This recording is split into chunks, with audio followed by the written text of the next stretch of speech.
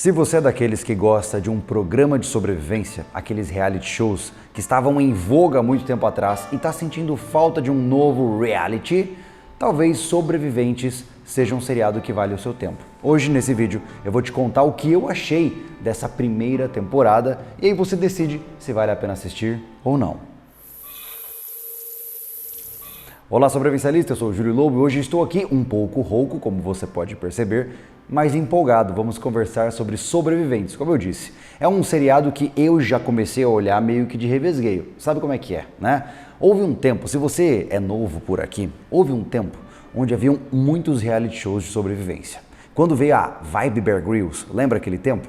Que vinha Man vs Wild, Desafio Dose Dupla Brasil, Desafio Dose Dupla de Fora, Largados e Pelados, e começou a aparecer um monte de reality shows. E é claro que quando esses reality shows começam a aparecer com muita frequência, é natural que a qualidade caia um pouquinho. Então, quando eu vejo um reality show de sobrevivência, eu sempre fico meio de bico torcido assim, porque eu fico pensando, ixi, ó, lá mais um que vai ter forçação de barra, né? Mas quando eu entrei no Netflix, eu percebi que ele estava no top 10, ou seja, esse reality de sobrevivência, Sobreviventes, estava no top 10 do Brasil. Bom, se tem tanta gente assistindo, será que vale o meu tempo? Então, eu parti para assistir 8 episódios. Preste atenção. Eu vou te avisar quando for começar a contar spoilers, tá? Então, fica aqui comigo e se você não assistiu ainda, você vai ter que parar para poder assistir e depois voltar, combinado? Sem spoilers ainda, vamos lá, começando do começo, tá? Esse reality é muito interessante pelo fato de que ele não traz a premissa muito focada na sobrevivência. É estranho dizer isso, mas eu vou explicar mais à frente. Esse seriado ele confirma, na verdade, que sempre quando há poucos recursos e quando você está em um ambiente muito inóspito, muito selvagem, o que acontece é que os seres humanos começam a ficar ariscos e você começa a ter mais dificuldades de lidar com as outras pessoas do que necessariamente sobreviver. É uma coisa incrível você parar para pensar que quanto mais difícil o ambiente, mais difícil fica lidar com as pessoas e não necessariamente lidar com o ambiente. E o Sobreviventes ele traz isso para você. É uma linha muito tênue entre você ver um conflito entre pessoas e ver uma novelinha dramática. Eu acho que eles acertaram nesse sentido. Você vai acompanhar o seriado sabendo que vai ter treta, vai ter conflito. Em alguns momentos eu tenho certeza que seu sangue vai ferver e essa é a parte boa da história. Então vale a pena você conferir. Ou seja, se você não assistiu ainda e não quer ter nenhum tipo de spoiler aí na jogada, minha recomendação é: vale a pena você gastar o seu tempo vendo esse seriado, beleza? A partir daqui eu vou começar a falar o que aconteceu, então fique ligado. Como eu disse anteriormente na minha primeira fase sem spoilers, né, uma das coisas que é muito interessante é que conforme você vai vendo desafios, e eu tive a oportunidade não só de ver desafios, como participar de desafios, ver cursos de sobrevivência e óbvio, né, a gente fez a UDR, né, então a gente tem uma visão bastante interessante sobre como é a dinâmica de participantes desse tipo de desafio. E uma das coisas que me chamou a atenção é que, cara, é a mesma música, é sempre a mesma dança. Chega todo mundo tá se conhecendo, existe felicidade, olha que legal, brincadeira, e aí passa um dia, o negócio começa a ficar mais sério, porque a pessoa se toca, caramba, eu estou no meio do Alasca com um monte de gente estranha e tenho que sobreviver aqui e eu não tenho nem o que comer. E geralmente, nessa primeira etapa, ou seja, nos primeiros 3 dias desse seriado, por exemplo, foi quando a gente teve uma boa quantidade de desistências, porque é o filtro inicial. São aquelas pessoas que não sabiam onde estavam entrando ou não tinham capacidade técnica de estarem ali. Eu não sei se você lembra, mas houve uma determinada cena onde uma moça, eles tinham acabado de encontrar água corrente. E aí todo mundo, olha que legal, encontramos água para beber, só falta filtrar. Aí a menina pegou um copo, pegou água do rio e tomou. Ah não, parece que tá boa a água. O que aconteceu? Menos de um dia depois ela estava vomitando e teve que sair do desafio. Ou seja, um erro que é crasso, né? Parece que é uma pessoa que ela não pesquisou nada sobre sobrevivência para estar lá.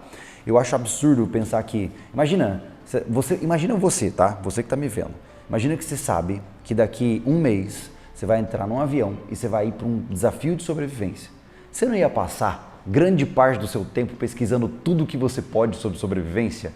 É estranho ver que Alguns participantes tinham um bom conhecimento, e conhecimento avançado, enquanto outros eram, meu Deus, completamente alheios a tudo, né? Naturalmente que isso é importante lembrar aqui que essa seleção dos participantes sempre ela é manipulada de certa forma, né?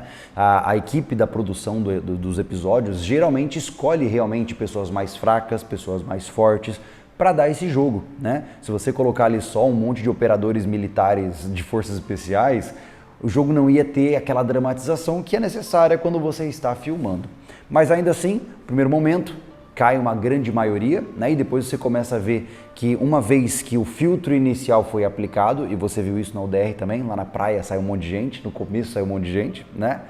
Nos sobreviventes, o filtro foi aplicado, você entra na segunda etapa, que a segunda etapa começa os impactos físicos. Pessoas que não têm condicionamento físico básico ou que têm o azar de, né, que nem essa garota que não foi azar, né, acho que foi falta de inteligência, tomar água e passar mal, né, acho que se não me engano foram 3 que passaram por essas coisas, acho que é isso, né, foi essa garota, não, teve vários, acho que teve uns 5 ou 6 que saíram só por questões médicas. Então olha que interessante, você tem o filtro do impacto mental, que é a questão do desconforto, você tem o filtro físico, que aí entra não só condicionamento físico, como um fator sorte de você não adoecer, né?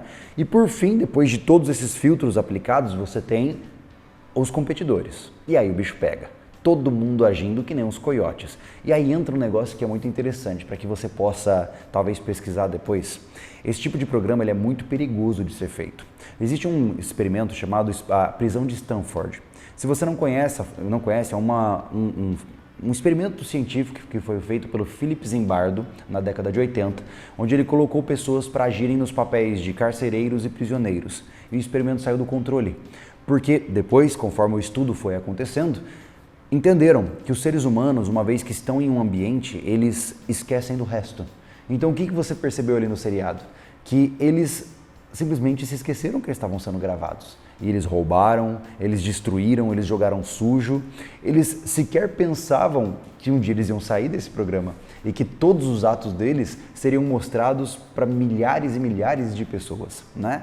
Então isso é natural. É muito interessante entender que quando você entra em um desafio como esse, a imersão, ela te coloca numa viseira e você só consegue pensar naquelas coisas. Você esquece de todo o resto. E a gente viu isso por muito tempo durante todo o reality, né? O que foi legal, foi a impressão que eu tenho, é que grande parte do brilho desse reality foi a questão dos dilemas morais, né? Houveram pessoas que escolheram não participar do jogo e saírem na hora que começaram as agressões e enfim, todas aquelas situações ali de roubo, né?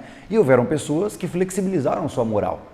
É interessante você lembrar que se um dia uma crise acontecer ou uma sobrevivência acontecer, o cara que é um criminoso, ele está na tua frente, porque ele vai jogar como for necessário. Nós que temos uma moral um pouco mais estruturada, menos flexível, a gente sofre muito, cara. Mas por outro lado, foi um alívio. E eu não sei se há manipulação no enredo ou não, a gente nunca vai saber, mas foi um alívio para mim ver que os bonzinhos ganharam. Essa é a coisa mais legal. Você viu todo mundo jogando sujo. Quem não queria jogar sujo tinha pedido para sair e uma equipe se manteve sólida. Os caras não apostaram em nada que fosse estranho. O único que tendenciou um pouco para um lado ali mais da maldade foi aquele Paul, né, que tinha saído da outra equipe, mas ainda assim eles se mantiveram íntegros por grande parte do seriado, por grande parte dos desafios, e eu achei isso muito legal. Ou seja, eles mostraram que era possível de fato seguir em frente, né? Coisa que, por exemplo, aquele rapaz, o Javier, eu fiquei super entristecido por ele, porque ele foi uma vítima, né? O Javier, aquele de barba, de óculos, né? Aquele cara, ele estava tentando jogar sério, ele estava tentando suportar a situação, só que ele foi vítima das circunstâncias, o que mostra, mais uma vez, que você pode ter conhecimento, você pode ter corpo, você pode ter uma série de situações, mas algumas vezes a vida não colabora com você. Mas eu achei muito interessante, eu queria saber, se você já viu os 8 episódios, o que você aprendeu com o episódio? Porque se você parar para pensar, não tem muito de sobrevivência, né? Mostra-se ali, claro, a questão do fogo, eles caçando, aquela coisa toda, mas o grande tchan do negócio mesmo foi a interação social. Como você agiria num seriado como esse? Ou melhor dizendo, se você viu, o que você achou desse seriado? Se você puder comentar, eu ficaria muito empolgado em saber. Então coloca nos comentários aqui abaixo, porque aí a gente cria uma discussão mais ampla, né?